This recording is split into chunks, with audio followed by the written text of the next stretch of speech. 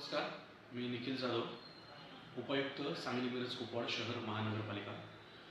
शहरातील भटक्या कुत्र्यांच्या वाढत्या संख्येला आळा बसण्यासाठी तसेच त्यांच्या नसबंदी, लसीकरण आणि आरोग्यविषयक इतर प्रश्नांसाठी आयुक्त तथा प्रशासक श्री सत्यम गांधी साहेब यांच्या मार्गदर्शनाखाली महापालिकेने अत्याधुनिक अशा प्रकारचे एक डॉग शेल्टर किंवा श्वान निवारा केंद्र उभारण्याचं ठरवलेलं आहे।